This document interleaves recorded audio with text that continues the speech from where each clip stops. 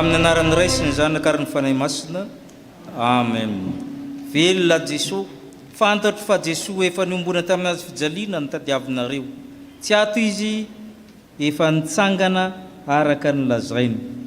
Ampitomona amintsika rehetra ny fahasoavana mba ny fiadanana avy amin'Andriamanitra raintsika sy Jesosy Kristy tompontsika. Manasa antsika rehetra ny kalasa zao Pasika izao ny rafaneva sambatra ny horaintsika.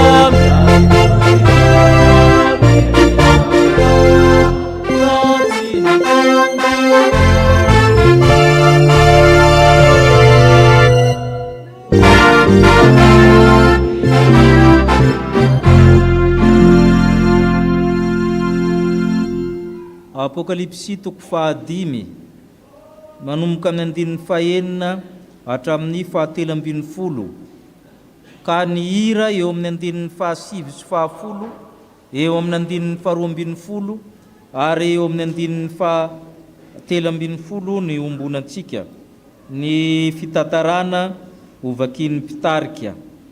Apokalipsy toko 5 ny andinin'ny 7 sy ny 10, ny 12 ary ny tapaky ny andinin'ny 13 ny ombonantsika.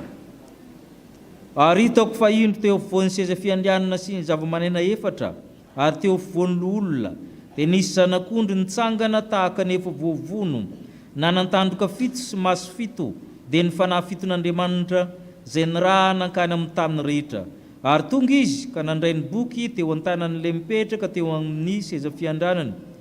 Ary rehefa nandray ny boky izy, ny zava-manena efatra sy ny olona 420 dia niankohoka teo anatrehan'ny zanak'ondry, sady nanana lokanga sy lovia volamena feno ditika azo manitra izy, dia vavaka ataon'ny olona masina izany. Ary ny firam-baovao izy ka nanao hoe: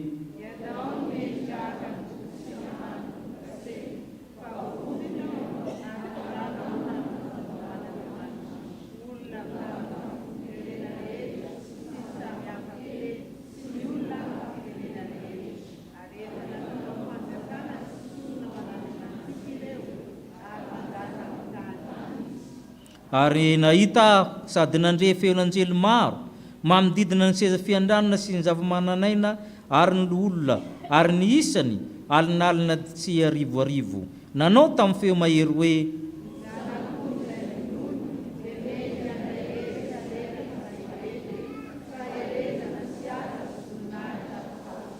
ary zao zavatra ary rehetra zao, na zay anan-danitra, na zay ety ambonin'ny tany sy ny anambanin'ny tany, na zay anan-dranomasina ambanin'ny rehetra ao anatiny, dia reko samy nanao hoe: ho an'ilay mipetraka ambonin'ny seza fiandrianana sy ho an'ny zanak'ondry ane ny saotra sy ny ady sy ny voninahitra ary ny fanjakana mandrakizay.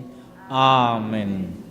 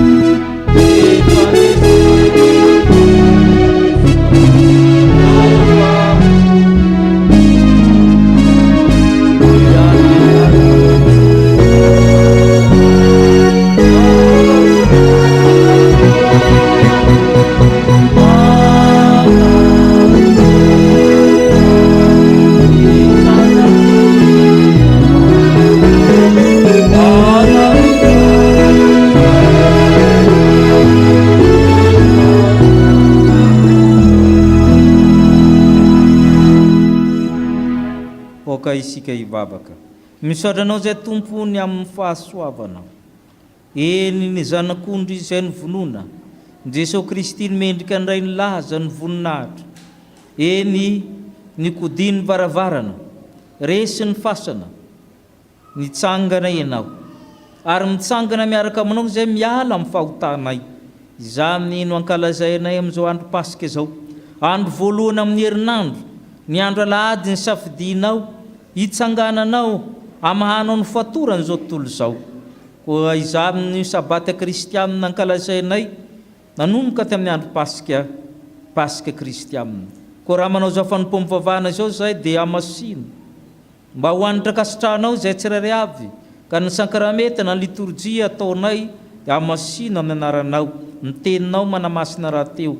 Koa dia mianta aminao zay ry fanamasina, tsisy hiala maina eto fa samy hoeniky ny fanahinao, ka atonga anay olom-baovao, atonga anay iaina ho Pasika hatrany ny fiainanay. Izany ny angataranay amin'ny Kristy Tompo le velona, maty nefa velona, nampianatra anay vavaka manao hoe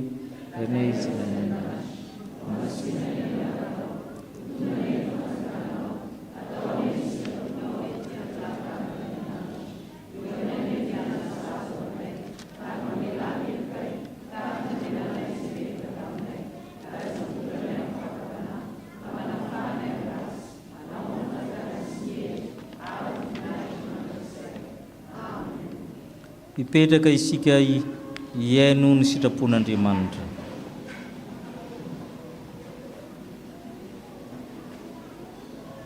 Manana ny didiny tokony tanterahantsika ny Tompo, manana fitsipika tokony arahana izy. Ampahana amin'izany amin'ny Korintianina voalohany toko 5 ny 7 sy ny 9. Korintianina voalohany toko 5 ny 7 sy ny 9.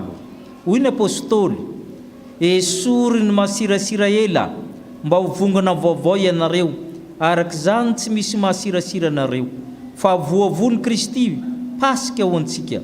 Ka aoka isika anao andro firavoravoana, tsy amin'ny masirasira ela na amin'ny masirasira lolom-po, tsy misy faharatsiana, fa amin'ny mofo tsy misy masirasira, dia amin'ny mofo madio, fahadiovampo sy fahamarinana. Amen. Sambatra ny miditsilana zay mandeha araka lalàn'i Jehovah, sambatra zay mitany ny tenin'ny vavolombelony, ka mitady azy amin'ny fony rehetra. Amen. Tsy nahatanteraka izany sitrapon'Andriamanitra izany isika, ndeha isika hifona, ndeha isika nitry tena anaraka izao vavaka izao. Pasika no ankalazainay Tompo. Zany Pasika zany dia sady fety, no anaran'andro, no fandalovana, no famonjena, no i Kristy raha teo, no le zanak'ondry no vonona raha teo. Eny miaina zany Pasika zany zay ka esory ny le viorana ny masirasira aminay, masirasira ny lolom-po, masirasira ny fitiavan-tena, masirasira ny loto maro samihafa zay mampetipetina anay, na tamin'ny fiteny, na tamin'ny eritreritra, na tamin'ny natao. Satria raha maty Kristy dia tokony maty koa ny fahotanay, satria nafaka any amin'ny fahotana ny tena nahafatesanao. Rehefa mitsangana Kristy dia mitsangana koa zay ka miala aminay ny fahotana. Koa iza amin'ny talaonay no Tompo, isoro aminay ny aratsiana, fiatsaram-belatsia, ny lolom-po, ny zavatra maro samihafa ka omeo anay ny fahadiovampo sy ny fahamarinana, mba hinore ny vavaka mangina sandratray aminao.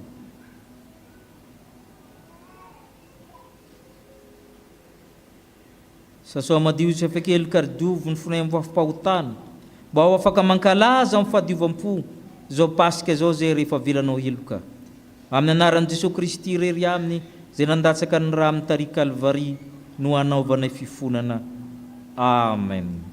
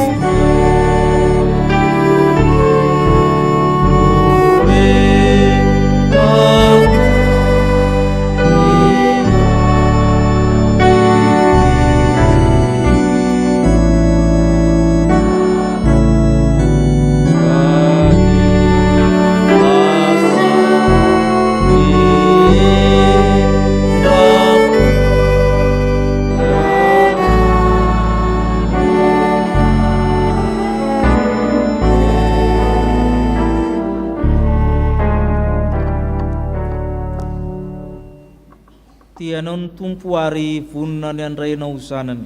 Nitsangana indray ny teny Soamafaly fa nafaka ny fahotanao izy. Hoy ny tompo, izany ny voasoratra, i Kristy hiaritra ka hitsangana maty amin'ny andro fahatelo, ary mba ho toriny amin'ny anarany ny fibebahana sy ny famelan-keloka ho amin'ny firenena rehetra. Noho izany anaran'i Jesosy zany ry havana, tazahoana manambara fa voavela sy voafafa avokoa ny fahotanareo noho ny anaran'i Kristy Tompo, samia midiran'ny Tompo ianareo.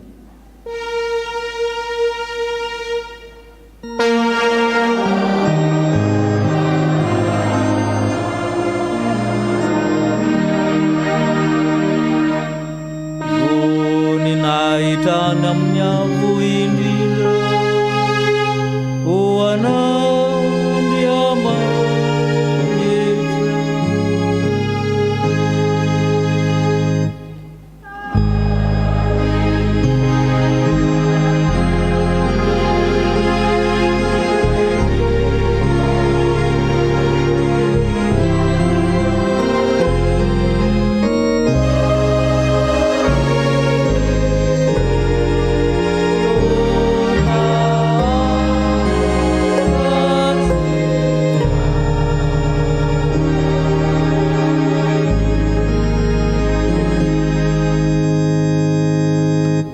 Petraka amin'ny fifaliana isika ny famelan-keloka ny raisitsika, sady hiderin'Andriamanitra isika ny omana amin'ny liturjian'ny tenin'Andriamanitra amin'ny hira voalahatra.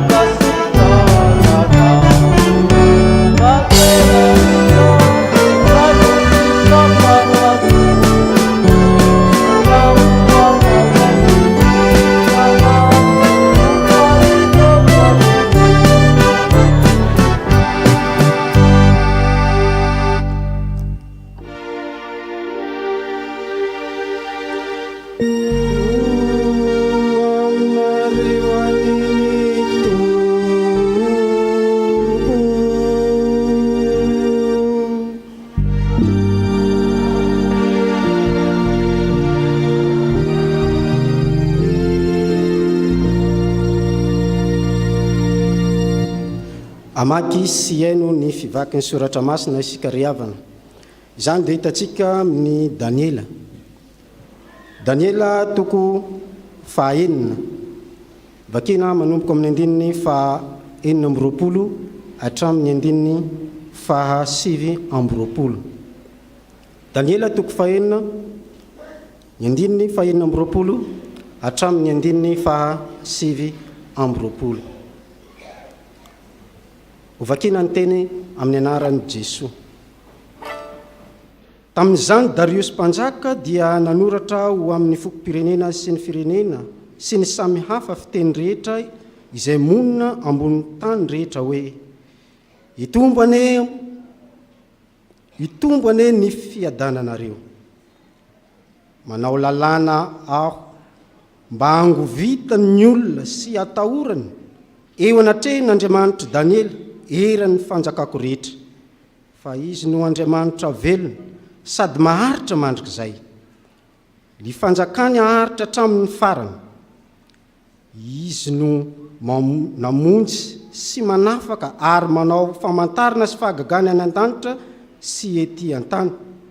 Ary izy no namonjy any Daniela ho afaka tamin'ny herin'ny liona. Ary zany Daniela izany dia nambinina tamin'ny nanjakan'i Darius sy tamin'ny nanjakan'i Kyrios Persiana. Amen. Anoizatsika ny famakiana ny teny izay voasoratra ao amin'ny fanambarana ny Apokalipsy toko 2, ny andininy 9 ka hatramin'ny 11. Apokalipsy toko 2, ny andininy 9 ka hatramin'ny 11 amin'ny anaran'ny Tompo. Ary soraty ho amin'ny anjelin'ny fiangonana ny Smirna. Izao no lazain'ilay voalohany sy ny farany izay efa maty nefa velona indray. Fantatro ny fahorinao sy ny fahantranao, nefa manan-karena ianao. Ary ny fitenenan-dratsy ataon'izay milaza ny tena no jiosy, kanjo tsy izy fa sinagoga ny Satana. Aza matahotra izay efa hiaretanao indro, ny devoly efa hanao ny sasany aminareo ao an-tranomaiziny mba ho voazatoetra ianareo ary anampahoriana afoloana. Aoka ho mahatoky hatramin'ny fahafatesana ianao dia omeko anao ny satroboninahitra fiainana izay manantsofina, aoka izy iaino izay lazain'ny fanahy amin'ny fiangonana, izay maharesy dia tsy ho simba ny fahafatesana faharoa.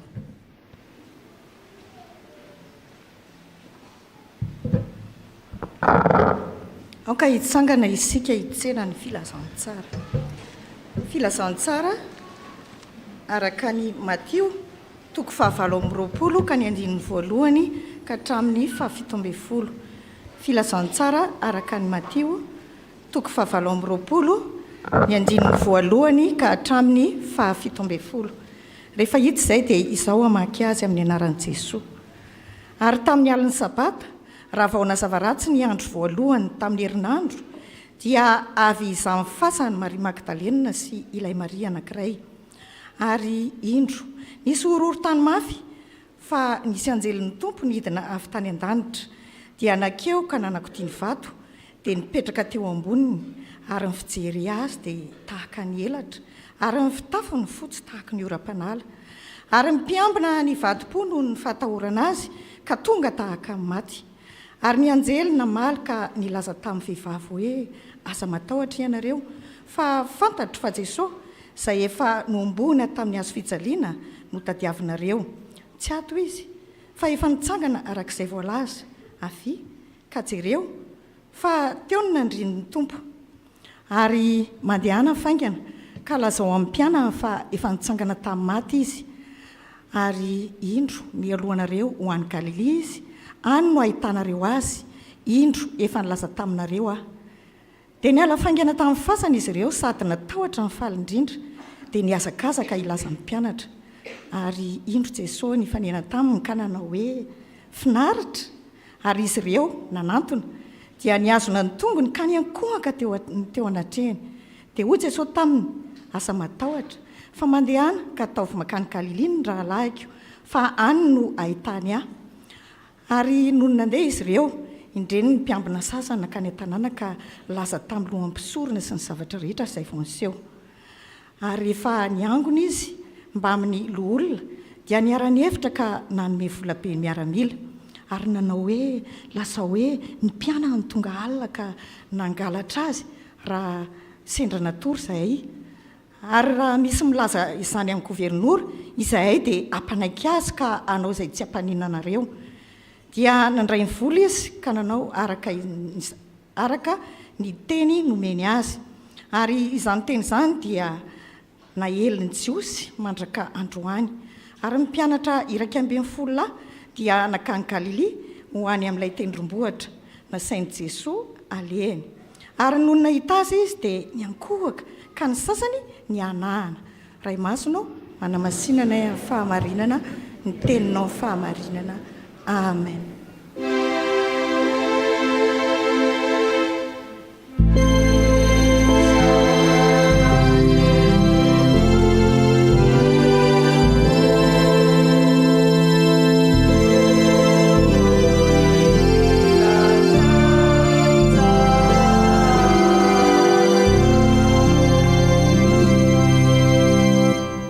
Sika tompoko misaotra anao zahay ry tompo Andriamanitra io fa voavaky taminay teto ny teny izay voarakitra ao anatin'ny soratra masina, teny manome fiainana ho anay, teny milaza fahavelomana ho anay.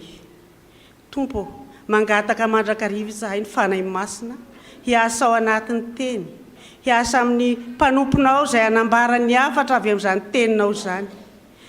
Engany mba hapetraka ao ambavany teny, hapetraka ao ambavany izay rehetra mifanaraka amin'ny sitraponao ary tsisy voambarany raha tsy izay avy aminao ihany. Tendreo lelany tompo, ahaizany manambara tsara araka ny sitraponao. Ny vahoakanao kosa tompo dia mifanainao no eke hiasa amin'izy ireo tsirairay avy mba hanokatra ny fo mampanana izy ireo, mba handraisany ny teny izay ho lazainy eto, mba ho tena teny fiainana ka hatonga fiaina vaovao anatin'izy ireo, mba ho tena ho tany lona ka handry izany teninao izany angeny fon'izy ireo ary mba hivelomany sy hiainana mandritra ny androm-piainany rehetra. Dia amin'ny anaranao Jesosy Kristy tompo, ilay teny tonga nofo ary nitsangana tamin'ny maty no anaovanay izany vavaka izany. Amen.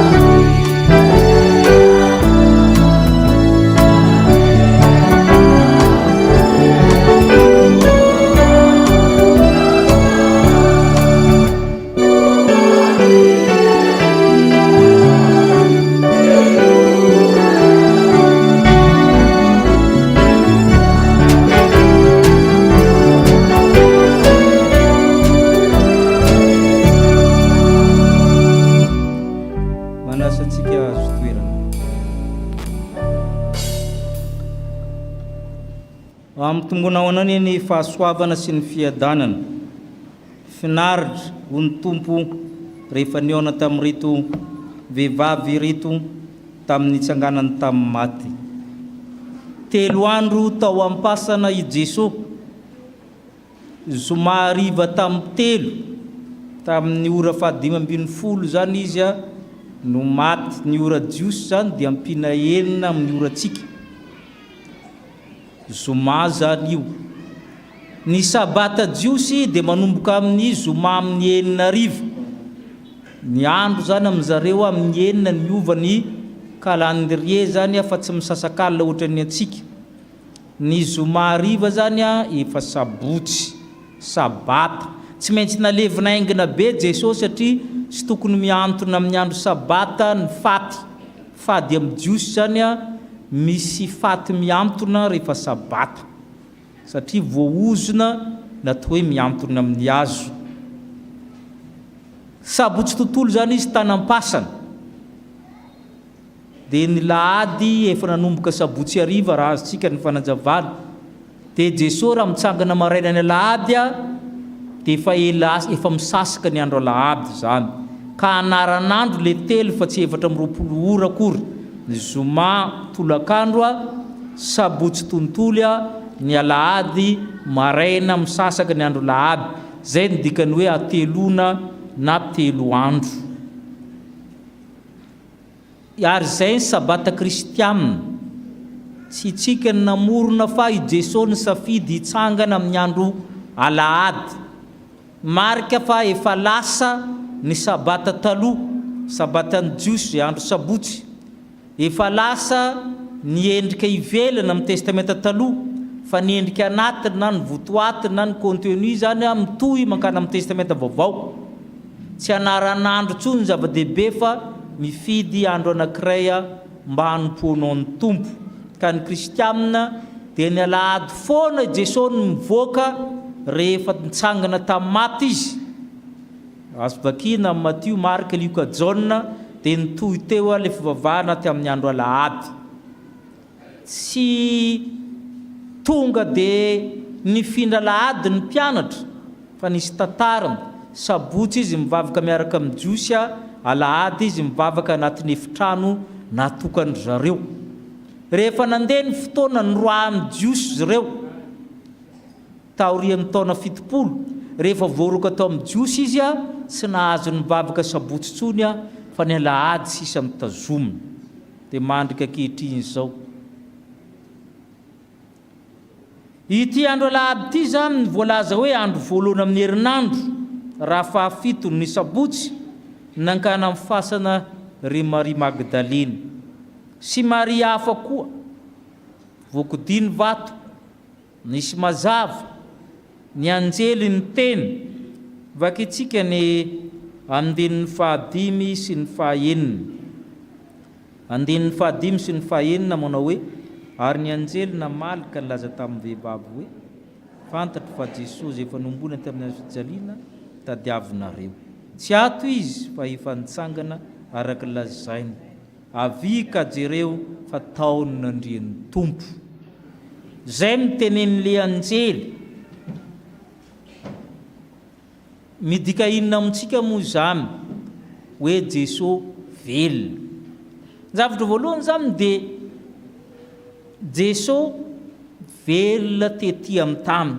Zay ny dikany hoe le tadiavinareo dia fantatro fa ile Jesosy, io Jesosy zany tena olona tetỳ amin'ny tany.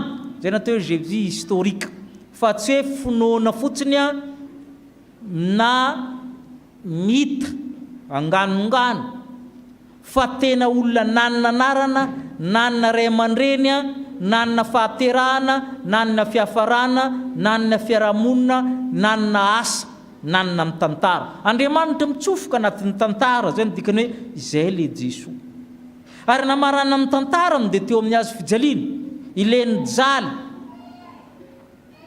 ileny ombona tamin'ny fijaliana. I Jesosy le ninoan'ny sasany nefa nilavin'ny hafa, le nekeny sasany nefa le natahoran'ny hafa, le nandosiran'ny hafa, le niadin'ny hafa. Tahaka tsika rehetra niaina tamin'ny fiainantsika rehetra koa izy. Nankalain'ny olona dia nitiavin'ny olona sasany. Izay le Jesosy resahana io. Ary tsika rery ny manin'Andriamanitra takan'izany. Ary zay ny tsy vavahantsika mivato aman-kazo fa midikany hoe tonga olombelona i Jesosy. Zay nankalazaintsika tamin'ny krismasy dia mamarina ny mba mbola manohy ny maha olombelona azy izy amin'ny azo fijaliana. Fantany ny mombanao, ny niainanao, fantany hoe malahelo, fantany hoe manana fihetsem-po, fantany hoe navadiky ny hafa, fantany hoe nitiavin'ny hafa, fantany hoe marary, fantany hoe nona, niainany hoe nalembaraka. I zavatra niainanao rehetra io niainany. Efa diso fanantenana koa niainany izy fa tsy anao rera koa ny diso fanantenana. Raha tsy laza izy tsika afa-tsy Jodasy sy Petera zay nanda azy. Ary izay zany le Andriamanitra mahay mizaka ny fahorianao, mahay mizaka ny zavatra mahafantatra mihoatra noho ianao. Ianao ary tsy mahafantatra amin'ny tenanao mihoatra noho izy. Nareo manao amin'ny aisaina dia malala hoe misy fenêtre de joaillerie mosa inona dia misy an'le hoe face cachée dia face aveugle dia sy ny takan'izany. Ianao ary mbola tsy mahalala ianao mihoatra noho azy, ary zay mahatonga izy miteny hoe hatramin'ny ianao mbola tsy niforonoko dia efa fantatro. Izay le Andriamanitra ivavahantsika, sady mahafantatra ny niainany zavatra niainanao. fa Andriamanitra ivavahany sasany tsy mba hainy zany laniny moka zany, tsy hainy zany diso fanantenana zany. Ahoana ianao mandeha mankany amin'ny tady ody fity? Fa nga Andriamanitra mahay mity io. Zay ny mahagaga amin'ny olona. Jesosy Kristy no avy nity dia mahalalina atao hoe fitiavana, sady Andriamanitra dia fitiavana. Fa be dia be mampime hafahafa ny zavatra ataontsika, ary na kristianina ary mbola mibilibiloka mankatsiaroa. Jesosy dia velona tetỳ amin'ny tany, miaina ny zavatra rehetra iainanao izy. Ary zay no tenen'ny Apokalipsy nivakina teo, Apokalipsy toko 4 manomboka amin'ny 9. Raha vao miteny izy hoe izao no lazainy le voalohany sy farany izay efa maty nefa velona indray. Ina miteneno izy? Fantatro ny fahorianao, ny fahantrahanao, nefa ianao dia manan-karena amiko, zay niaretanao ny fahadisom-panantenana, ny fonao rovotra, hitako fantatro zany, miainako zany. Asainy ianao iantoraka amin'ny Jesosy. Io ihany ny mahay ny momba anao, io ihany ny afaka miantra ny olona rehetra afaka mandao anao. Fa Jesosy tsy mandao anao satria fantany io, mahazo anao fantany. Ary tsy vitan'izany fa mbola hiaritra ianao izy 10 andro, zany hoe maharitraritra midika ny 10 andro. Ary ny devoly mihitsy no manafika anao izy, aza matahotra, fa mbola hiaritra ianao, mbola tsy ampy io aretanao io izy, fa mbola misy hafa iaretanao. Fa aoka ho matoky hatramin'ny fahafatesany ianao, dia omekanao ny satroboninahitra fiainana. Ary ny dikany hoe velona tetỳ amin'ny tany Jesosy, aza adinoina fa zany ny fasana zany a dia tsy toerany famoizam-po intsony. Zay zany le Andriamanitra ivavahantsika hoe tonga olombelona afaka miaina ohatran'ny olombelona, ary ny ainany zany a tombony lehibe ho antsika. Mbola tsy miteny akory ianao dia efa fantany ny zavatra iainanao, ny habe ny alahelinao, ny fihetsem-ponao, fantany io. Tsy fantany momba anao hatramin'ny cuinao fantany. Fa adinitsika mandrakariva hoe velona tetỳ amin'ny tany zany Jesosy zany, olona manana amin'ny tantara ny ara-dalàna, fa tsy anganongano ary anganom-bazaha araka ny lazan'ny sasany zay manatsato zany. Fa ny zavatra faharoa dia hoe Jesosy velona tetỳ amin'ny tany, fa Jesosy velona mandrakizay. Velona mandrakizay izy satria hoy izy ny anjely ny enotsika teo hoe fantatro fa Jesosy zay efa nombona, zany hoe olombelona tahaka ny olombelona rehetra izy, maty izy, nijaly izy, kanefa tsy ato izy, efa nankaiza? Efa nitsangana. Zay kosa le izy. Andriamanitra resy, zay nateo mort de Dieu, vaincu. Andriamanitra resy, nefa Andriamanitra mandresy. Andriamanitra maty, nefa Andriamanitra velona. Ary zay mahafan'ny Jesosy tsy misy mitovy amin'ny rano izy ny Apokalipsy nivakitsika teo, satria Andriamanitra rehefa nanota isika dia mila raha izy raha madio, tsy misy klema, tsy mahasasa ny fahotantsika na ny rano mosesy, ny omby sy ny sisa, fa tsy maintsy misy raha tsy nanota, tahaka na Damasieva mbola tsy nanota, nefa Damasieva efa nanota, taranaka Damasieva isika. Ary zay mahafan'ny Jesosy satria raha amin'ny Jesosy zany sady ran'olombelona no ran'Andriamanitra, tsy misy fahotana. Io ihany no mahafaka ny fahotana, ny fahotako ny fahotanao. Zay ny fidianan'Andriamanitra azy. Ary raha vao zay tsy mety le fampihavanana, satria mila ran'olombelona sy ran'Andriamanitra le fampihavanana mba hiavana, dia Jesosy nampitateraka izany tao amin'ny nofony, dia mitsangana izy. Dia ireto vehivavy reto nahita azy nitsangana voalohany, inona moa ny dikan'izany? Mamerina antsika na amin'ny Genesisy, ny vehivavy mitondra ny fahotana tetỳ amin'ny tany, avy tao amin'ny menarana, ka omena tsiny foana ny vehivavy fahoriana ny terahanao zanaka, na tsy amboan'ny nitavanao izy tamin'ny Adama, saingy izy koa niteny tamin'ny Evany hoe abe ny fahorianao ary ny vadinao no anampaka anao. Io zany hoe manina ny vehivavy ny fidin'Andriamanitra iona tamin'ny tompo voalohany, valin'le Genesisy io. honneur aux femmes eo zany. Ianareo vehivavy no membonahitra iona amin'ny tompo voalohana hitondra hoe resy ny fahotana satria nareo nampiditra an'io. Azo ve sa tsy azo le izy? Mpitondra vaovao mahafaly ndray ianareo ka mitandrina koa nareo vehivavy hidina tsara le zavatra hoentinareo rehefa miala eto. Mbola fosafosa sy hoe kiraro ny sasany ny hitany tao am-piangonana tao rehefa ny rava sa le Jesosy nitsangana ho velona no entinareo any amin'ny olona. Fa zay ny mission no meny tompo eto endana tenena amin'ny raha lahako fa nitsangana. Mifamaly amin'ny Genesis io raha omentsiny ny vehivavy nampiditra an'le fahotana eto izy membonahitra hitondra ny vaovao mahafaly fa resy ny fahotana, resy ny fahafatesana, resy ny devoly. Teto nandriany inona indray ny dikan'izany hoe ny anjely. Ny lalàna ny fasina dia zao, zay rehetra manota miditra ao daholo. Izy amony tsy hiditra ao amintsika raha amin'ny pastera zany miditra ao daholo. Zay ny lalànan'io ny fahafatesana no tambiny ota. Ny lalànan'io izay rehetra manota amintsofoka ao dia zao amin'izay le izy. Tahaka ny tenda ny fahafatesana, tenda tsy mety voky fa mitelina foana. Fa rehefa niditra tao i Jesosy tao amin'ny fasana, tsakoahana le fasana. Zay mihitsy le fiteny azy, tsakoahana. Satria misy olona anankiray izay tsisy fahotana natsofoka tao. Ary izy nanatsofoka azy tao ny devoly nazavaina tamin'ny zoma masina zany. Rehefa tafatsofoka tao le olona tao hoe Jesosy dia tsakoahana ny fasana hoe tsy izy ty anankiray ty, tsy mety ty.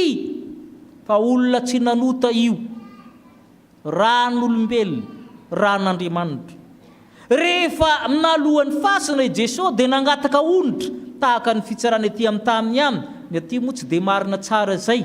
Fa rehefa ianao zany voaheloka ka antsonareo amin'ny hoe incarcéré relaxé tsy diso le teny ka navoaka ny fitsarana fa tsy meloka indray dia afaka mangataka onitra ianao.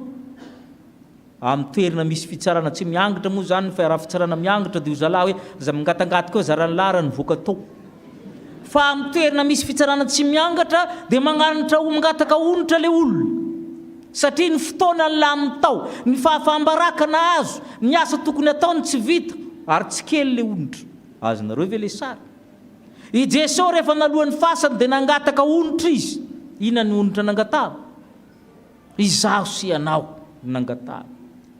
Izay rehetra anatin'ny lista ty dia mehoa daholy miala ato koa rehefa tonga ny fitsanganan'ny tena maty. Zay tsotra zay ary zay ny antony bavary. Io lista io lava be tsy mahazo mandamina io devoly. Izaho sy ianao anatin'ny lista io mety tsy ao koa ianao raha tsy mitandrina. Dia hatramin'ny taranaka ao mbola azo soratana eo satria mbola misy avidy koa eo signé à blanc. Mbola afaka misoratra anarina eo ianao. Amariny sao tsy eo ianao. Fa zay no onitra nangatah. Ianao sy ny ankonanao. Ny taranaka ao sy ny faramandimbinao fanekena mandrakizay zay mafanekena azy. Fanekena vaovao zay anatin'io fanekena io lista be io dia mandresy le atao hoe fahafatesana faharoa. Miditra ao amin'ny fasana ianao marina zany fa mivoaka anandanitra ianao dia mahazo ny vatana vaovao. Ary zay le hoe Jesosy velona mandrakizay zay ny dikany. Zay ny dikany Jesosy velona mandrakizay. Zay vao tanteraka amin'ny tenin'ny apôstôly hoe ny fahafatesana no resena kalevona. Ity nofo mandraty ity tsy mahazo mandova. Ny fahalovana tsy mahazo mandova, ny tsy fahalovana. Fa ny fahafatesana ny resena kalevona. Ary zay fandresen'i Kristy zay no ambarankolaka amin'ny bokin'ny Daniela io. Daniela nalatsaka tao anatin'ny lavaky ny liona zay tsy misy velona rehefa tafiditra ao. Fa velona izy. Niaiky Nebukadnezara mpanjaka namoaka décret hoe tsy maintsy ajaina ny Andriamanitra Daniela fa io ny Andriamanitra velona mamonjy io. Ohatr'izay koa io. Namoaka mitompo efa nomenahy ny fahefana rehetra anandanitra sy ety an-tany. Zay ny valiny. Lasa ny fahefana rehetra. Ny fanalahidy ny fahafatesana. Ka ny fahafatesana zany sy ny fasana dia zary tsy mampatahotra ny kristianina raha toerana mampatahotra izy. Ka ny azo fijaliana dia hoe maneho fanantenana fa hitsangana maty ny olona fa tsy hoe plus ny amakiny sasana io mipetraka amin'ny fasana plus fa manambara fa toerana teton'andriana ozy izy, manambara ny fanantenana. Ny ovalokatra amin'ny fasana tsy toerana mampatahotra intsony ny fasana. Le fasana foana dia milaza fanantenana satria zavatra natahorana indrindra tamin'ny androny jiosy ny fasana. Lokona fotsifotsy mihitsy rehefa fety fa zay mikasika fasana dia maloto anatin'ny 7 andro. Eto ny fasana tsy zavatra maloto intsony fa efa manambara fanantenana. Zay mahatonga hoe amin'ny fasana nasina ny sariny azo fijaliana. Kanefa zao nefany resantsika indray ny lehilahy, ny amdian'ny lehilahy teo ny mpiambina, ny garda, iza ny tokony nahitan'i Jesosy voalohany, le vehivavy sa le lehilahy? Fa naninona zareo? Tonga tahaka ny maty izy satria tsy mino dia tonga tahaka ny maty izy. Reto vehivavy reto nazy voninahitra, dia reto lehilahy reto maty finoana ny sariny io. Ary tsy vitan'izany fa nandeha izy nanao tatitra procès verbal na serana 9 points zay lazanareo azy tany amin'ny lohan'ny mpisorona hoe le olona tony ka zao. Ahoana ny tenen'ny olona? Aza tao an'izany amboary kely le procès verbal nary. Tsy voandroany nisy an'io. Mamorona dossier sy ntsakatsy manorona io Jesosy ary namorona. Aza gaga ianao raha morona amin'ny olona. Fa Jesosy ary namorenana procès verbal fosika. Hoe aza miteniteny an'izany. Atao voe maninona mozy izy? Nisy nangalatra. Atao voe nisy nangalatra. Tsy voandroany io. Tsy voandroany koa fa nomezana vola ny manam-pahefana na ny miaramila amin'ny lafiny faratampo ny finoana ary misy manao. Ka dia gaga amin'ny zavatra tahaka izany. Fa zay izy ampanaiky azy. Zay ny andian'ny lehilahy sasany. Dia nafenina ny marina. Dia nisy andian'ny lehilahy sasany le mpianatra raiky amin'ny 20. Rehefa andeha ho an'ny Galilea mba nanaraka ny baikon'ny vehivavy. Eto zany narahana le baikon'ny vehivavy hoe tsy fantatsika aloha zay marina fa efa niteny le vehivavy reo nahita azy fa ndao ihany mba hoany. Soa ihany zay le finoana kely. Andao mba hoany. Lehilahy zay moko zay mako matetika 60% tenenin'ny vehivavy tsy dia nonay loatra aloha amin'ny lafiny ray. Fa tety aloha mbo niaina. Andao ihany ho an'ny Galilea sao dia tsy fantatra zay aminy satria any le fatoerana fandana. Dia rehefa niaona tedy nahitany Jesosy. Fa na za miara mbola nizara rozy izy. Ny sasany ny ankoka, ny sasany ny ana. Hasoa ihany fa mba ny samy niaona tamin'ny tompo ary samy mandray famelan-keloko amin'ny tompo. Le Jesosy velona mandrakizay. Ka amin'ity andro ity raha mankalaza ny Pasika ianao. Velona tety amin'ny tany zany Jesosy zany ary mbola miara belona aminao ankehitriny. Mahita anao lena maina, mahita ny fahorinao, iaretao ny fanantenanao no avinao. Zay le hoe zany voalohany sady farany. Manomboka aminao izy mamarina aminao, miara aminy, aza misaraka aminy. Ahitsamy daholo zay rehetra mety tsy ahafahanao miaraka aminy. Mbola tsy tary ianao, mbola afaka miaraka aminy amin'ny zavatra rehetra. Aza tara tahaka ny Jodasy, aza tara tahaka ny reto miaramila reto. Fa maneke aminy tahaka ny apôstôly na dia ny vehivavy ary miteny dia nanaiky zareo dia miaona amin'ny tompo ianao. Aza vela raha tsy miaona amin'ny tompo ianao amin'izao andron'izao. Ka hiteny aminy hoe tsy avelako ianao raha tsy tahinao aho. Ho aminao ny izany fitahina izany. Amen.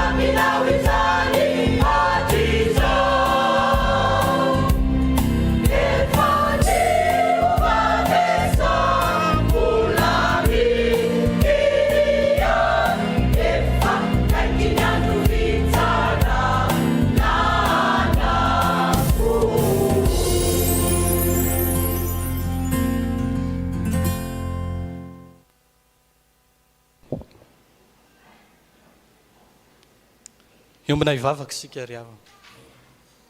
Mitera sy mankalaza manome voninahitra ny anaranao zay raha io. Ianao lay Andriamanitra velona ka mizara fiainana ho anay amin'ny alalan'ny teninao. Fa maty ianao Kristy, Pasika ho anay. Ary ankehitriny dia miompandresena aminao izahay.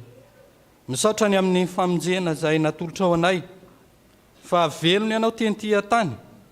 Ka ny aina tahaka ny olombelona, mahalala sy mitondra ny fahoriana, ny zaka ny tsera ny aina, eny ny farana hatramin'ny fahafatesana azy zany.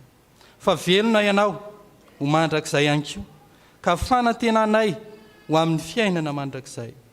Ankehitriny Tompo, dia mitoraka aminao izahay, mitondra mbavaka ny fiainam-panahy tsirairay, mba hatoky feno anao Jesosy Kristy velona eo amin'ny fiainany, mba tsisy hotavela na dia ray akory aza rehefa tonga tokoa zany fitsanganany tena amin'ny maty.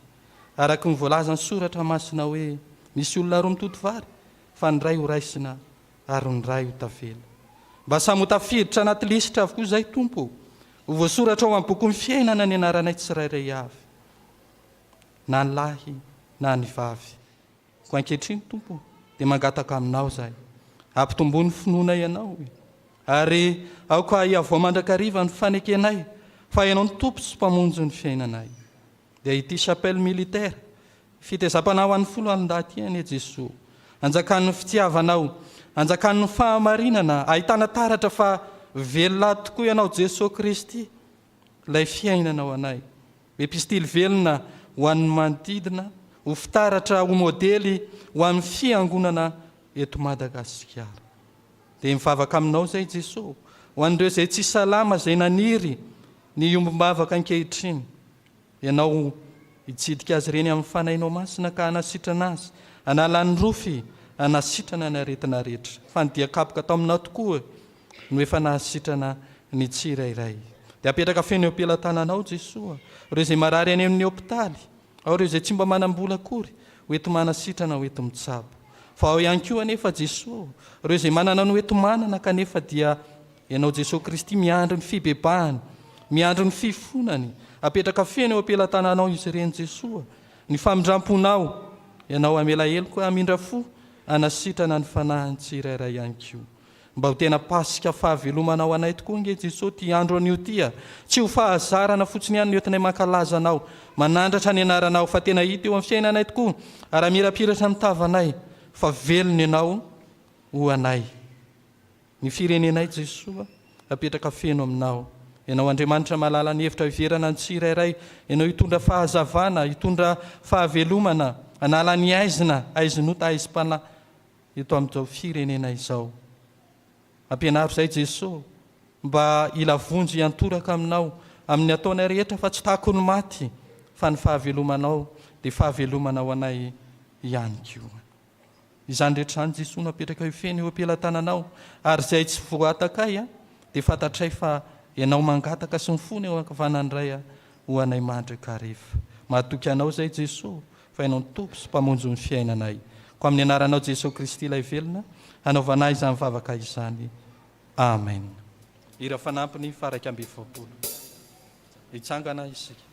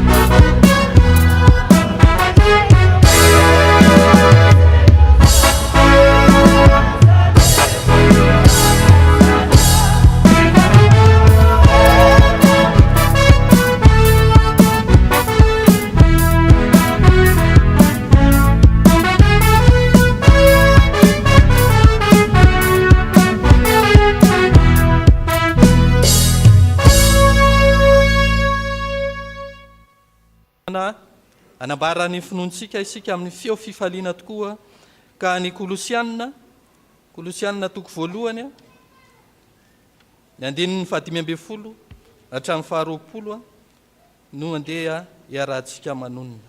Kolosianina toko voalohany andininy 5:10 hatramin'ny 20. Isika rehetra miombona amin'izany fanekena zany aminaran'ny Tompo manao hoe izy no endrika Andriamanitra lahy matoa ny zavatra rehetra zao, fatao amina arina ny zavatra rehetra any an-danitra sy ety ambony tany, dia ny hita sy ny tsy hita, na fiandrianana ny fanjakana, na fanapahana na fahefana, izy nanariana ny zavatra rehetra sady ho azy izany, ary Kristy ny talohan'ny zavatra rehetra sady ao aminy naritany zavatra rehetra, ary Kristy ny loha amin'ny teny dia ny fiangonana, Kristy ny voalohany dia ilany matoa amin'ny maty mba holohana amin'ny zavatra rehetra i Kristy, fa sitraky ny ray ao aminy no itoerany fahafenoana rehetra, sady Kristy no ampihavanany ny zavatra rehetra ao aminy, ka dia ny ramy teo miazo fijaliana nanaovany fampihavanana. Eny Kristy ho izaho no fampihavanana izany, na ety ambonin'ny tany na ny an-danitra. Amen.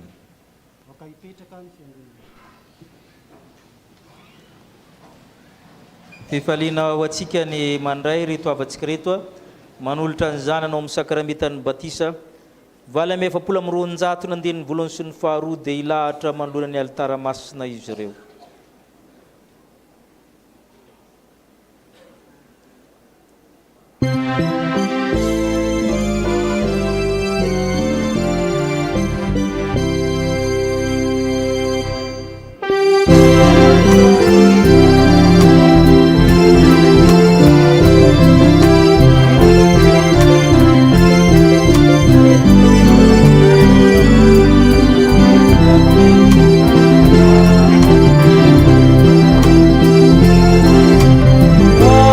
Lord,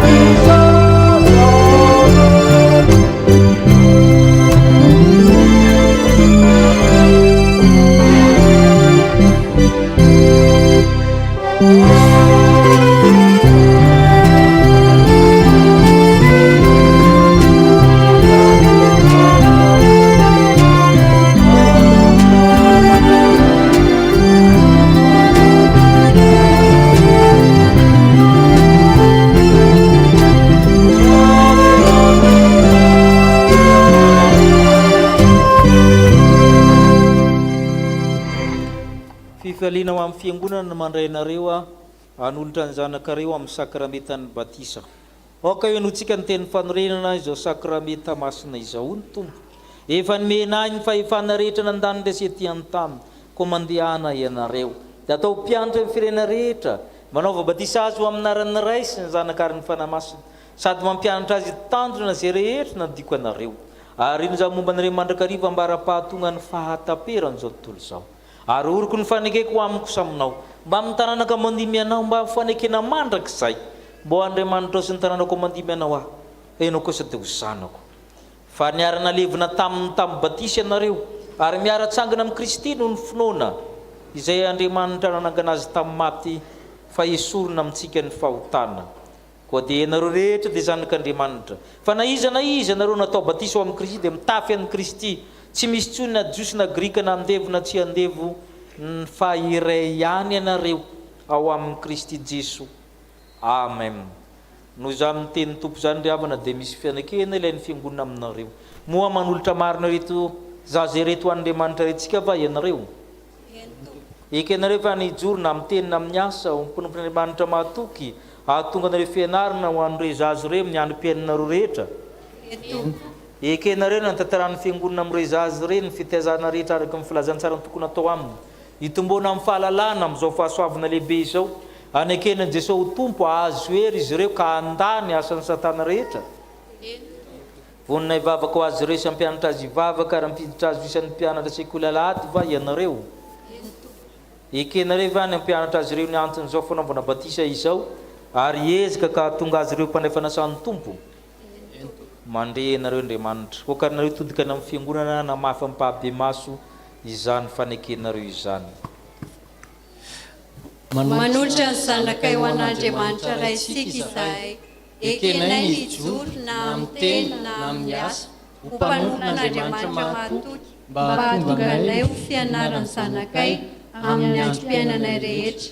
Ekenay manatanterahany fiangonana amin'ny zanakay ny fitaizana rehetra, araky ny fizaran-tsara tokony atao aminy, mba hitombony fahalalana fahasoavana lehibe raisiny avy amin'Andriamanitra izao, sy hanekeny an'i Jesosy ho tompo, mba hahazoany hery andavany asan'ny satana rehetra. Vonina ny vavaka ho azy sy hampianatra azy hivavaka, ka hampiditra azy ho mpianatra sekoly alahady izahay. Ekenay ny hampianatra azy ny anton'izao fanaova batisa izao, ary ezanay ny taona azy ho mpandray ny fanasan'ny tompo. Ny herin'Andriamanitra no iakinanay hanatanterahana izany. Amen. Ny herin'Andriamanitra izay tao amin'i Jesosy Kristy nitsangana velona homena anareo hatanteranareo izany fanekena izany. Dia isika ry havana hitsangana hangataka ny fanahy masina.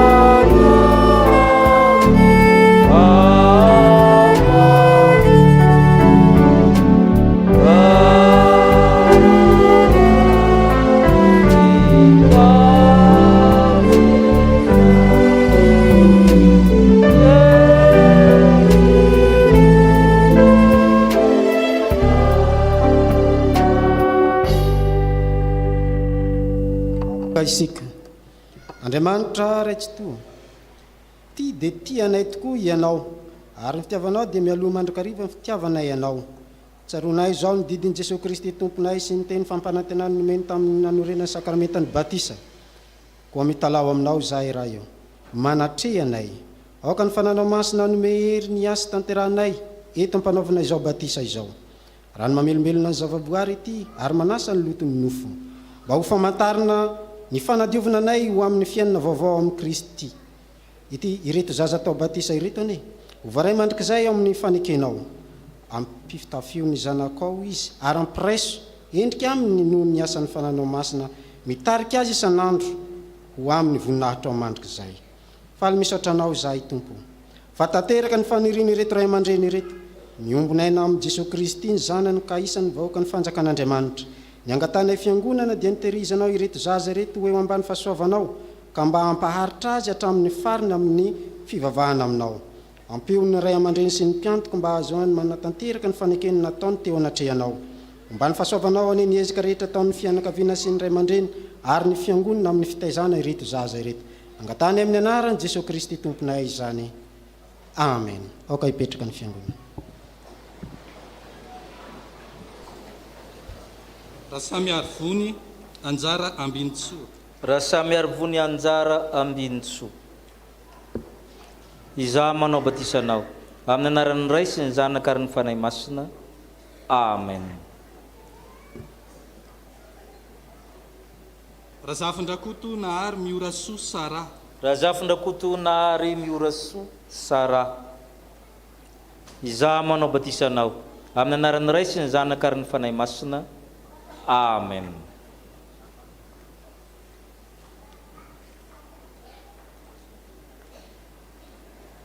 Hony Tompo, anaka, aza matahotra. Efa nanavitra anao efa niantso ny anaranao ay ianao. Ento ireo zaza ireo ka tezo tsara fa zanak'Andriamanitra velona. Amen.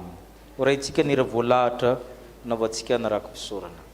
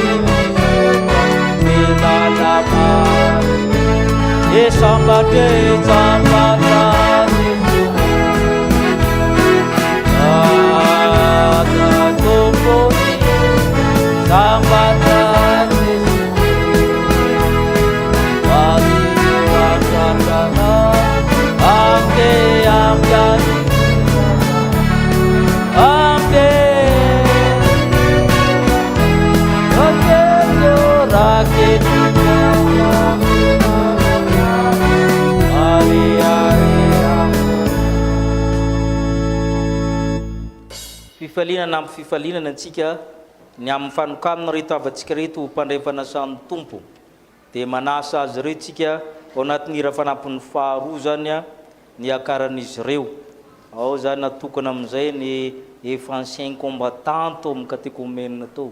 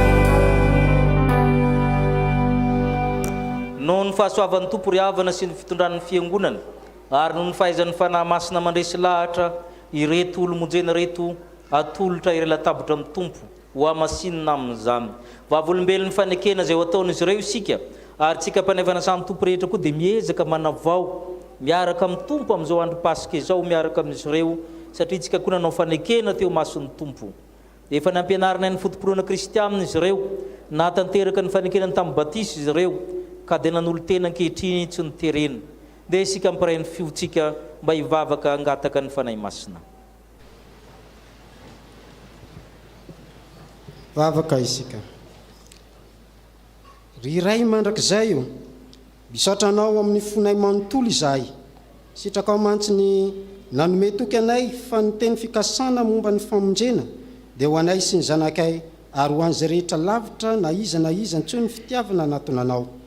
Andriamanitra tsara sy mahatoky io nino ny fanambaranao izahay teo amin'ny batisa dia nanokana ny zanakay ho anao izahay ka nangataka ny irotsahan'ny fahasoavanao aminy nampianarinay ny filazantsaranao izy ary niezika izahay na dia malemy azy mba hitarika azy ho amin'ny fiainana mandrakizay dia ny mahafantatra anao izay Andriamanitra tokona sady marina sy Jesosy Kristy izay efa nirahanao ary ankehitriny rehefa nandre ny antsonao izy ka afaka ifidy ankalalahana ny lalany izorany dia indry tonga eto anatrehanao mba hanambara ny finoana ry tompo mba ianao reny vavaka rehefa miakatra eo aminao ho azy ireo raisy koa izahay rehetra anio ho amin'ny firaisana masina aminao amin'ny anaran'i Jesosy Kristy zanakao mpamonjy anay no angatahanay izany ho azy ane ary ho anao ray any an-danitra sy ho amin'ny fanahy masina ny dera sy laza ary voninahitra mandrakizay. Amen. Petraka ny fiangonana. Renotsika ny teny anorenana izao fanokarana izao. Hony tompo, izaho ny mpiandry tsara. Ny mpiandry tsara molitra ny ainy amonjy ny ondry. Raha misy olona ta hanaraka, oka izy anda ny tenany. Hitondra anazy fijaliany ka hanaraka. Fa na iza ny ta hamonjy ny ainy dia avery azy.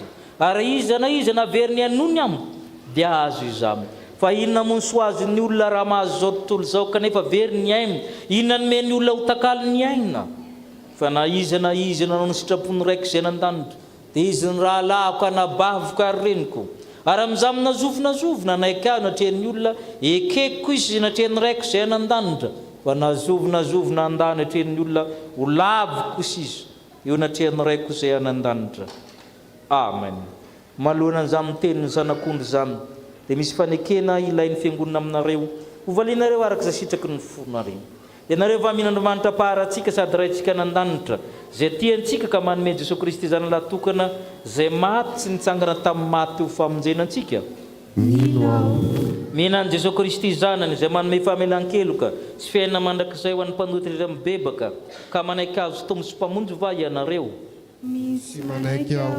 Moa ianareo manaiky ho amin'ny tenareo ny fanekena tamin'ny batisa zay efa nandraisanareo ny fanomezan'ny fanahy masina ka izany fanahy masina zany mampizotra anareo milalina fiainana kristianina ka ezika nareo ho tian'Andriamanitra ankatony sitrapony ahatsiary vavaka sy amaky beboly amonjy fanompom-pavahana sy fanasamy tompo zay adidy sy tombotsoan'ny mino manaiky ny hotisy ankatoa ao. Okarinareo todika na amin'ny fiangonana hanona ny anaranareo ary amaka ampabe maso ny finoanareo sy ny fanekenareo atrehany reto vavolombelona ireto. Izao andriary nomena ambinitso Zakarias. Izao randria miaro sorotsy volatiana Erika. Izao ratsiry ny rina nomenjana Arnani. Izao ratsiry ny aina fanomezan-tsoiany dia manaiky sy mito fa Jesosy ny tompo sy mpamonjy ahy voavelany ely ary azoko ny famonjeny ka ekeko ny hotisy hanompo azy amin'ny voko rehetra manapa-kevitra ao ny andriany fanasany tompo izay anehoany mino ny fanekena ny famonjena sy ny fampihavanana nataon'i Jesosy Kristy. Ekeko ny soratra masina no hanambarany tompo amin'ny fiangonana sy ny mpino tsirairay ny sitrapony ka hiezaka ao eo ambany fitarian'ny fany masina ny andinika sy azota amin'ny fampianarana amin'ny fomba samihafa fiarahan'ny vavaka toroteny fiaraha-mandinika soratra masina sy ny sisa amin'ny maha-isa mino ahy dia ataoko zava-dehibe sady voalohany fitandronan'ny voninahitran'Andriamanitra eo amin'ny fitondran-tenako ary ezaka ao ampiasa ireo talenta sy fanomezam-pahasoavana nomeny ahy ary hanompoana azy eto amin'ny fiangonana sy amin'ny toerana rehetra alehako ny herin'Andriamanitra ny ankinako anatanterahako izany rehetra izany. Amen. Ny herin'i Jesoa Kristy nandresan'ny fahafatesana nomena anareo ankehitriny izao. Amen. Andria nomena ambinitsoa Zakarias. Andria nomena ambinitsoa Zakarias.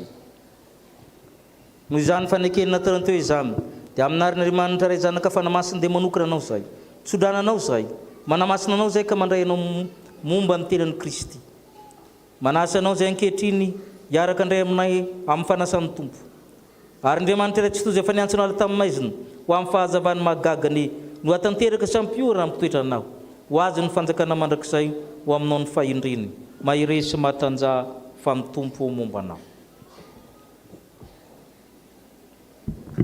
Randria miaro soa rojo volatiana Erika. Randria miaro soa rojo volatiana Erika.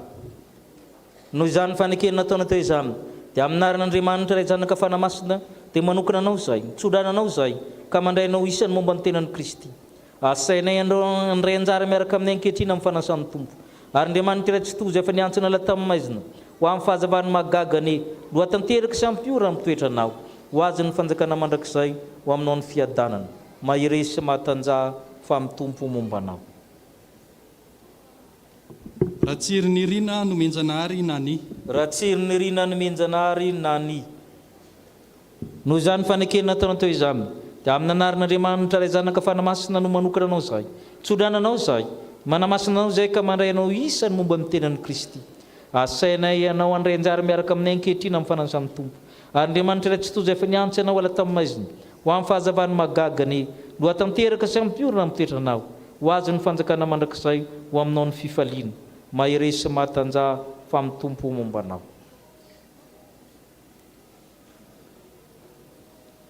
Ratsiry ny aina fanomezan-tsoa Ani.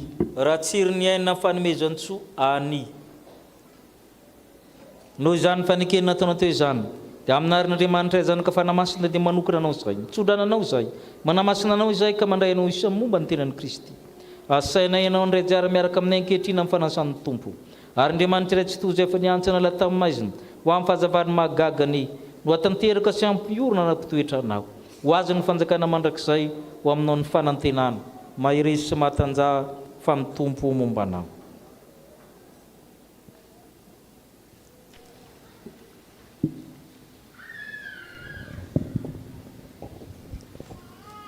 Iombona hivavaka isika. Tompo Andriamanitra io misaotra anao izay no ty ora nomenao iainanay eto anatrehanao ity apetraka eo tananao ray io ireto mpanomponao ireto izay ho avy nanamafy ampahaibe maso ny fanekeny taminao ianao ry Andriamanitra ray io no niantso azy ka namaly izany antso izany izy ankehitriny da io ny fanapahan-kevy ny toetra ny fahatokinanao ka mba omeo azy ny hery aretany amin'izany noho ny fanahinao masina. Ianao ihany no aoka hanomana azy anatona ny latabatra ao masina sy hampiditra azy amin'ny firaisana amin'ny zanakao. Ataovy marina amin'ny fibebahana, matanjaka ny finoany, tsy azozongozonina ny fanantenany ary mahery ny fitiavany. Aoka hifikitra mafy amin'ny marina izay mahavonjy izy ka hiasa lalandava mba hitombony amin'ny fahalalana izany. Ary isehony amin'ny kery mandrakariva eo anatrehan'izao tontolo izao ho vavolombelona amin'ny teniny sy ny asany. Mivavaka aminao izay Tompo, mba homeo anay rehetra koa miandrosatrany eo amin'ny fiainana kristianina, mibanjana ny fanjakana mandrakizay efa nampanantenanao ho an'ny zanakao. Enoy izahay ray famindram-po fa amin'ny anaran'i Jesosy Kristy zanakao malalanao, mpamonjy anay no entinay mivavaka aminao toy izany.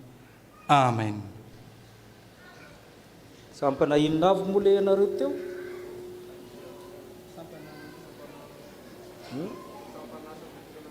Ao amin'ny AFF zany no hamonjy Mpinotsoa zany a.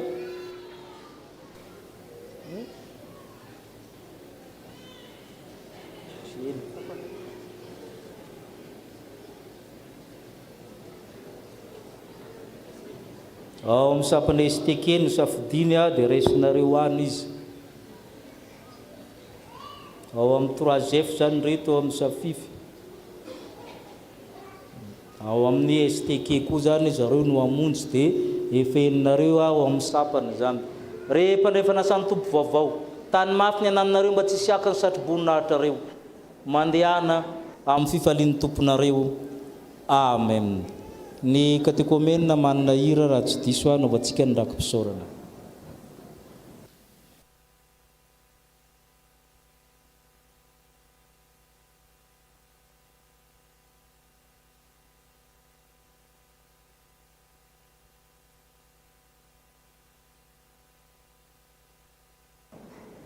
Tsisy afaka ilaza hoe tsy mitombo le sampana fa raha tsy hitako any re olona reo dia nareo tsy mahay mandray azy.